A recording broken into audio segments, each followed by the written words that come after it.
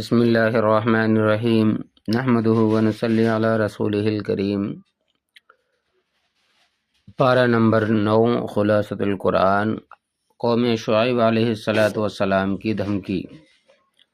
قال الملأ الذین استکبروا من قومہ لنخرجنک یا شعیب والذین آمنوا معک من قریتنا او لتعودن فی ملتنا۔ 8ویں پارے کے آخر میں حضرت شعیب علیہ السلام اور ان کی قوم کی داستان شروع ہوئی تھی۔ اب 9ویں پارے کے شروع میں بھی انہی کی بقیہ داستان ہے۔ قوم کے متکبر لوگوں نے کہا کہ اے شعیب علیہ السلام، یا تو تم اور جو تم پر ایمان لائے ہیں سارے ہماری ملت میں واپس آ جاؤ، ورنہ ہم تمہیں اپنی بستی سے باہر نکال پھینکیں گے۔ بالآخر قوم کی سرکشی کی وجہ سے ان پر زلزلہ آیا اور وہ اپنے گھروں میں اوندھے پڑے رہ گئے۔ وما ارسلنا فی قریۃ من نبی الا اخذنا اہلها بالبأساء والضراء لعلهم یتضرعون۔ دستور خداوندی اللہ تبارک و تعالیٰ کی سنت اور طریقہ یہ ہے کہ جب کسی قوم کی طرف رسول بھیجتے ہیں اور وہ ان کی بات نہیں مانتے تو اللہ تبارک و تعالیٰ پہلے ان کو فقر و فاقہ، بیماری اور کسی مصیبت میں مبتلا کرتے ہیں۔ وہ باز نہ آئیں تو پھر انعامات، مال کی وسعت اور صحت دیتے ہیں تاکہ مصیبت کے بعد آسانی ملنے پر وہ شکر گزار بنیں، لیکن وہ پھر بھی باز نہیں آتے، بلکہ کہتے ہیں کہ زمانے کی عادت یہی ہے، کبھی تنگی اور کبھی آسانی۔ پھر اچانک اللہ تبارک و تعالیٰ ان کو عذاب میں مبتلا کر دیتے ہیں۔ ثم بعثنا من بعدهم موسیٰ بآیاتنا الى فرعون وملئه فظلموا بها۔ داستان موسیٰ علیہ السلام اور فرعون، یہاں سے لے کر کئی آیات تک حضرت موسیٰ علیہ السلام اور فرعون کا تفصیلی واقعہ بیان فرمایا ہے۔ حضرت موسیٰ علیہ السلام کا فرعون کے ساتھ مقابلہ ہوا، فرعون سے گفتگو ہوئی اور فرعون نے حضرت موسیٰ علیہ السلام کے مقابلے میں جادوگر بلائے۔ اللہ تبارک و تعالیٰ نے اپنے کرم سے حضرت موسیٰ علیہ السلام کو فتح دی، جادوگروں کو ناکام کیا۔ پھر وہ سارے کے سارے جادوگر کلمہ پڑھ کر حضرت موسیٰ علیہ السلام پر ایمان لے آئے۔ فَأَلْقَى مُوسَىٰ عَصَاهُ فَإِذَا هِيَ ثُعْبَانٌ مُّبِينٌ وَنَزَعَ يَدَهُ فَإِذَا هِيَ بَيْضَاءُ لِلنَّاظِرِينَ۔ معجزات کا ذکر۔ اللہ تبارک و تعالیٰ نے حضرت موسیٰ علیہ السلام کو 2 بڑے معجزے دیے ہیں۔ نمبر 1، ید بیضا، اپنا ہاتھ بغل کے نیچے رکھتے پھر نکالتے تو ایسا چمکتا جیسے سورج چمکتا ہے۔ نمبر 2، عصا، حضرت موسیٰ علیہ السلام پتھر پر مارتے تو پانی کے چشمے بہہ پڑتے اور سمندر پر مارتے تو پانی میں راستے بن جاتے۔ حضرت موسیٰ علیہ السلام فرعون کی قوم کی طرف آئے ہیں، دعوت دی ہے، انہوں نے ان کی دعوت کو جھٹلایا تو ان پر کئی قسم کے یکے بعد دیگرے عذاب آئے ہیں۔ فارسلنا علیہم الطوفان والجراد والقمل والضفادع والدم آیات مفصلات۔ مختلف عذابوں کا ذکر۔ یہاں پر ان میں سے 5 عذابوں کا ذکر ہے: طوفان کا عذاب، ٹڈی دل کا عذاب، چچڑیوں یعنی جوؤں کا عذاب، مینڈکوں کا عذاب اور خون کا عذاب۔ قوم کی اپیل۔ ولما وقع علیہم الرجز قالوا یا موسیٰ ادع لنا ربک بما عہد عندک۔ جب ایک عذاب آتا تو وہ کہتے کہ اے موسیٰ، اللہ تبارک و تعالیٰ سے دعا کرو، اگر یہ ٹل جائے تو ہم آپ کی بات مان لیں گے۔ حضرت موسیٰ علیہ السلام دعا کرتے، عذاب ٹل جاتا، یہ پھر سرکشی کرتا اور اللہ تبارک و تعالیٰ کی نافرمانی کرتے۔ پھر دوسرا عذاب آتا، پھر جا کر کہتے کہ اے موسیٰ، اللہ تبارک و تعالیٰ سے دعا کرو، اگر یہ ٹل جائے تو پھر ہم آپ کی بات مان لیں گے۔ موسیٰ علیہ السلام اللہ تبارک و تعالیٰ سے دعا کرتے، عذاب ٹل جاتا، یہ پھر سرکشی کرنا شروع کر دیتے، تو یہ لوگ سرکشی سے باز نہ آئے، ان کی سرکشی پر بڑھتی ہی چلی گئی۔ تو اللہ تبارک و تعالیٰ نے پھر ان لوگوں کو پکڑ کر دریائے نیل میں سب کو غرق کر دیا۔ وَوَعَدْنَا مُوسَىٰ 30 لَيْلَةً وَأَتْمَمْنَاهَا بِعَشْرٍ فَتَمَّ مِيقَاتُ رَبِّهِ 40 لَيْلَةً۔ ضابطۂ حیات کی درخواست۔ جب حضرت موسیٰ علیہ السلام بنی اسرائیل کو ساتھ لے گئے تو فرعونیوں نے پیچھا کیا اور وہ دریا میں غرق ہو گئے۔ اب بنی اسرائیل نے حضرت موسیٰ علیہ السلام سے درخواست کی کہ ہمیں کوئی ضابطۂ حیات، شریعت یا دستور خداوندی چاہیے۔ جس کے مطابق ہم زندگی گزار سکیں۔ حضرت موسیٰ علیہ الصلوۃ والسلام نے اللہ تبارک و تعالیٰ سے درخواست کی تو اللہ تبارک و تعالیٰ نے فرمایا کہ کوہ طور پر 30 دن کا قیام فرمائے، پھر مزید 30 دن اور بڑھائے۔ ان الذين اتخذوا العجل سينالهم غضب من ربهم وذلة في الحیات الدنیا۔ دنیاوی و اخروی سزا کا ذکر حضرت موسیٰ علیہ السلام نے جاتے ہوئے اپنے بھائی حضرت ہارون علیہ السلام کو اپنا جانشین بنایا کہ میری قوم کی اصلاح کرتے رہنا اور انہیں سمجھاتے رہنا، مگر قوم شرک میں مبتلا ہو گئی۔ اب یہاں سے فرما رہے ہیں کہ بچھڑے کو معبود بنانے کی وجہ سے آخرت میں بھی ان پر اللہ تبارک و تعالیٰ کی طرف سے غضب ہوگا اور دنیاوی زندگی میں بھی یہ ذلیل و خوار ہوں گے۔ الذين يتبعون الرسول النبي الأمي الذي يجدونه مكتوبا عندهم في التوراة والإنجيل۔ امام الانبیاء صلی اللہ علیہ وسلم کے اوصاف۔ پہلی صفت یہ ہے کہ آپ صلی اللہ علیہ وسلم رسول ہیں۔ رسول ایسے پیغمبر کو کہتے ہیں جو نئی شریعت لے کر آئے۔ دوسری صفت یہ ہے کہ آپ نبی ہیں صلی اللہ علیہ وسلم۔ تیسری صفت آپ صلی اللہ علیہ وسلم کی امی ہونے کی ہے۔ چوتھی صفت یہ ہے کہ آپ صلی اللہ علیہ وسلم کا تذکرہ تورات اور انجیل میں ہے، اور اس کے ساتھ ساتھ حضرت موسیٰ علیہ السلام کو خطاب بھی ہے کہ آپ علیہ السلام کی قوم کے جو لوگ نبی اکرم صلی اللہ علیہ وسلم کے زمانے میں موجود ہوں گے، ان کے لیے دنیا و آخرت کی کامیابی نبی کریم صلی اللہ علیہ وسلم کی اتباع کرنے میں ہی ہوگی۔ قل یا ایھا الناس انی رسول اللہ الیکم جمیعا الذی لہ ملک السماوات۔ اس آیت میں نبی کریم صلی اللہ علیہ وسلم کو حکم دیا جا رہا ہے کہ آپ اعلان عام کے ذریعے لوگوں کو بتا دیں کہ میں تم سب کی طرف رسول بنا کر بھیجا گیا ہوں۔ نبی کریم صلی اللہ علیہ وسلم سابقہ انبیاء علیہ السلام کی طرح کسی خاص قوم یا قبیلے یا خطے یا ملک کے نبی نہیں، بلکہ آپ صلی اللہ علیہ وسلم تمام اقوام عالم، جن و انس اور قیامت تک آنے والی نسلوں کے لیے نبی اور رسول ہیں۔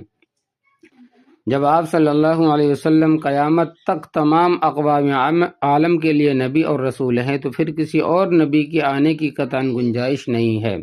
تو یہی تو ختم نبوت کی دلیل ہے۔ وَقَطَّعْنَاهُمُ اثْنَتَيْ عَشْرَةَ أَسْبَاطًا أُمَمًا وَأَوْحَيْنَا إِلَى مُوسَىٰ إِذِ اسْتَسْقَاهُ قَوْمُهُ أَنِ اضْرِب بِعَصَاكَ الْحَجَرَ۔ یہود کی بقیہ داستان۔ درمیان میں نبی کریم صلی اللہ علیہ وسلم کی عمومی بعثت اور ختم نبوت کا بیان تھا۔ اب یہاں سے لے کر کئی آیات تک پھر حضرت موسیٰ علیہ السلام کے زمانے کے یہودیوں کے حالات و واقعات کو بیان کیا جا رہا ہے۔ وَإِذْ أَخَذَ رَبُّكَ مِن بَنِي آدَمَ مِن ظُهُورِهِمْ ذُرِّيَّتَهُمْ وَأَشْهَدَهُمْ عَلَىٰ أَنفُسِهِمْ أَلَسْتُ بِرَبِّكُمْ قَالُوا بَلَىٰ۔ عہد الست۔ گزشتہ آیات میں ان معاہدات کا ذکر تھا جو بنی اسرائیل سے احکام تورات کی پابندی کے سلسلے میں لیے گئے تھے۔ اب یہاں سے معاہدہ الست کا ذکر ہے۔ حضرت آدم علیہ السلام کو جنت سے زمین پر اتارا گیا تو وادی نعمان میں جو عرفات میں واقع ہے، اللہ تبارک و تعالیٰ نے قیامت تک پیدا ہونے والی انسانیت کی روحوں کو جمع کیا جو چھوٹی چھوٹی چونٹیوں کی شکل میں تھیں۔ پھر ان سے عہد و پیمان لیا کہ کیا وہ اللہ تبارک و تعالیٰ کو اپنا رب مانتے ہیں۔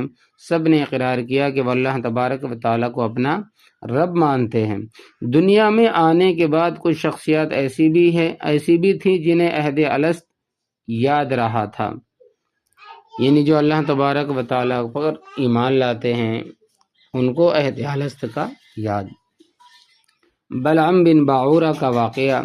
وَاتْلُ عَلَيْهِمْ نَبَأَ الَّذِي آتَيْنَاهُ آيَاتِنَا فَانسَلَخَ مِنْهَا فَأَتْبَعَهُ الشَّيْطَانُ فَكَانَ مِنَ الْغَاوِينَ۔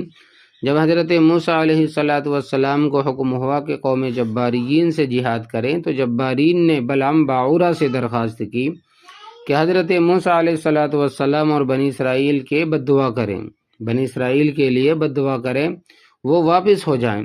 اس نے یہ کہہ کر بددعا کرنے سے انکار کیا کہ حضرت موسیٰ علیہ السلام اللہ کے نبی ہیں، ان کے ساتھ فرشتے ہیں، اللہ تبارک و تعالیٰ کی مدد ہر وقت ان کے ساتھ میں ہوتی ہے، لہٰذا میں بددعا نہیں کرتا۔ قوم نے بار بار اصرار کیا، بالآخر انہوں نے اسے بطور رشوت بہت بھاری رقم دی۔ اب اس نے بد دعا کی، جو الفاظ یہ حضرت موسیٰ علیہ الصلوۃ والسلام اور ان کی قوم کے لیے کہنا چاہتا تھا، اس کی زبان سے وہ الفاظ بد دعا خود اپنی قوم جبارین کے لیے نکلے۔ نتیجہ یہ ہوا کہ اس کے دین و دنیا دونوں بھی برباد ہو گئے اور زبان لٹک کر سینے پر آ گئی۔ اللہ تبارک و تعالیٰ نے یہاں اس کو کتے کے ساتھ تشبیہ دی ہے کہ کتے کے اوپر وزن ہو تب بھی ہانپتا ہے اور وزن نہ ہو تب بھی ہانپتا ہے۔ یہ بھی ایسا شخص ہے کہ جس کے پاس علم ہو تب بھی فائدہ نہیں، علم نہ ہو تب بھی کوئی فائدہ نہیں۔ تو اللہ تبارک و تعالی ہماری حفاظت فرمائے۔ قُل لَا أَمْلِكُ لِنَفْسِي نَفْعًا وَلَا ضَرًّا إِلَّا مَا شَاءَ اللَّهُ وَلَوْ كُنتُ أَعْلَمُ الْغَيْبَ لَاسْتَكْثَرْتُ مِنَ الْخَيْرِ وَمَا مَسَّنِيَ السُّوءُ۔ علم غیب اللہ تبارک و تعالی کی ذات کا خاص ہے۔ گزشتہ آیات میں فرمایا تھا کہ قیامت کا علم صرف اللہ تبارک و تعالی کی ذات کو ہے۔ یہاں سے اس مشرکانہ عقیدے کی تردید فرمائی گئی جو لوگوں نے انبیاء علیہ السلام اور خصوصاً نبی کریم صلی اللہ علیہ وسلم کے بارے میں اپنا رکھا تھا کہ نبی کریم صلی اللہ علیہ وسلم کو بھی علم غیب حاصل ہے۔ اسی وجہ سے قیامت کی متعین تاریخ بتانے کا آپ سے مطالبہ کرتے تھے۔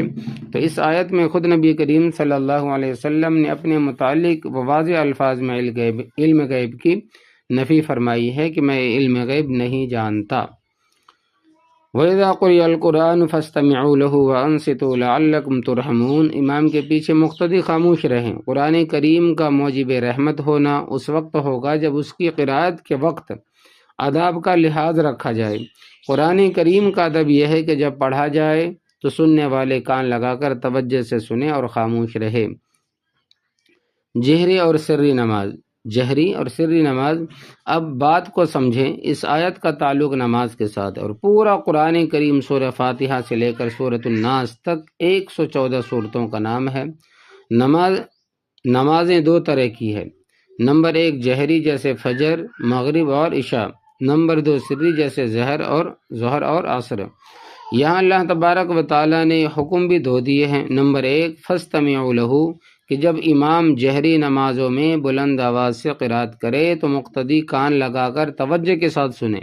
نمبر 2 وانصتوا، اور جب امام سری نماز یعنی ظہر عصر میں آہستہ قرات کرے، اس کی آواز سنائی نہ دے رہی ہو تو بھی مقتدیوں کے لیے حکم ہے کہ اس وقت بھی وہ خاموش رہیں۔ سورۃ الانفال۔ انفال نفل کی جمع ہے، نفل زائد چیزوں کو کہتے ہیں، مراد اس سے مال غنیمت ہے جو میدان جنگ میں ملتا ہے۔ اس صورت میں چونکہ مال غنیمت کا ذکر ہے اس لیے اس صورت کا نام سورۃ الانفال ہے۔ یسألونک عن الانفال قل الانفال للہ والرسول فاتقوا اللہ واصلحوا ذات بینکم۔ مال غنیمت کا حکم، یہاں مال غنیمت کا حکم بیان کیا گیا ہے۔ غزوہ بدر کے موقع پر فتح کے بعد مسلمانوں کے درمیان مال غنیمت کی تقسیم کے بارے میں اختلاف واقع ہوا تھا، تو اس آیت میں اس اختلاف کو ختم کرنے کے لیے فرمایا کہ مال غنیمت کے فیصلے کا اختیار اللہ اور اس کے رسول صلی اللہ علیہ وسلم کو ہے۔ مسلمانوں کو آپس میں صلح اور تقوی کا حکم دیا گیا ہے۔ مال غنیمت کی مزید تفصیل 10ویں پارے کے شروع میں آئے گی۔ انما المؤمنون الذين اذا ذكر الله وجلت قلوبهم واذا تليت عليهم آیاته زادتهم ایمانا وعلى ربهم يتوکلون۔ مومنین کے اوصاف، یہاں اللہ تبارک و تعالی نے مومنین کی 5 صفات بیان فرمائی ہیں۔ پہلی صفت خوف خدا، دوسری صفت تلاوت کے ذریعے اپنے ایمان کو بڑھاتے ہیں یعنی ایمان میں ترقی کرتے ہیں، تیسری صفت اللہ تبارک و تعالی پر توکل کرتے ہیں، اور توکل کا معنی ہے کہ اسباب اختیار کرتے ہوئے اللہ تبارک و تعالی پر بھروسہ کرنا۔ اسباب چھوڑ کر بھروسہ کرنے کو تعطل کہتے ہیں۔ شریعت میں تعطل نہیں بلکہ توکل ہے۔ چوتھی صفت اقامت صلاح یعنی فرائض، واجبات، سنن اور آداب کا خیال کرتے ہیں۔ پانچویں صفات انفاق فی سبیل اللہ یعنی اللہ تبارک و تعالی کے راستے میں اپنے مال کو خرچ کرنا۔ وَكَمَا أَخْرَجَكَ رَبُّكَ مِن بَيْتِكَ بِالْحَقِّ وَإِنَّ فَرِيقًا مِّنَ الْمُؤْمِنِينَ لَكَارِهُونَ۔ غزوہ بدر کی تفصیلی داستان، یہاں سے لے کر کئی آیات تک غزوہ بدر کی تفصیلی داستان کو بیان کیا جا رہا ہے۔ پھر آگے اللہ تبارک و تعالی نے ایمان والوں کو مخاطب کر کے جنگ کے کچھ بہترین اصول بیان فرمائے جن پر عمل کر کے میدان جنگ میں کامیابی حاصل کی جا سکتی ہے۔ اللہ تبارک و تعالی ہم سب کو یہ اصول اپنانے کی توفیق عطا فرمائے۔ میدان جنگ میں کامیابی کے اصول 5 ہیں۔ نمبر 1، میدان جنگ میں پیٹ نہ پھیریں۔ یا ایھا الذین آمنوا اذا لقیتم الذین کفروا زحفا فلا تولوہم الادبار۔ اے ایمان والو، جب کافروں سے تمہارا آمنا سامنا ہو جائے اور وہ چڑھائی کر کے آ رہے ہوں تو ان کو پیٹھ مت دکھاؤ۔ نمبر 2، اللہ اور اس کے رسول کی اطاعت کریں۔ یا ایھا الذین آمنوا اطیعوا اللہ ورسولہ ولا تولوا عنہ وانتم تسمعون۔ اے ایمان والو، اللہ اور اس کے رسول کی تابعداری کرو اور اس تابعداری سے منہ نہ موڑو جبکہ تم اللہ اور رسول کے احکام سن رہے ہو۔ آگے فرمائیں کہ یا ایھا الذین آمنوا استجیبوا للہ وللرسول اذا دعاکم لما یحییکم واعلموا ان اللہ یحول بین المرء وقلبہ وانہ الیہ تحشرون۔ اے ایمان والو، اللہ اور رسول کی دعوت قبول کرو جب رسول تمہیں اس بات کی طرف بلائے جو تمہیں زندگی بخشنے والی ہے، اور یہ بات جان رکھو کہ اللہ انسان اور اس کے دل کے درمیان آڑ بن جاتا ہے، اور یہ کہ تم سب کو اسی کی طرف اکٹھا کر کے لے جایا جائے گا۔ نمبر 4، یا ایھا الذین آمنوا لا تخونوا اللہ والرسول وتخونوا اماناتکم وانتم تعلمون۔ اے ایمان والو، اللہ اور رسول سے بے وفائی نہ کرنا اور نہ ہی جانتے بوجھتے اپنی امانتوں میں خیانت کے مرتکب ہونا۔ نمبر 5، یا ایھا الذین آمنوا ان تتقوا اللہ یجعل لکم فرقانا ویکفر عنکم سیئاتکم ویغفر لکم واللہ ذو الفضل العظیم۔ اے ایمان والو، اگر تم اللہ کے ساتھ تقوی کی روش اختیار کرو گے تو وہ تمہیں حق و باطل کی تمیز عطا کر دے گا، تمہاری برائیوں کا کفارہ کر دے گا اور تمہیں مغفرت سے نوازے گا، اور اللہ فضل عظیم کا مالک ہے۔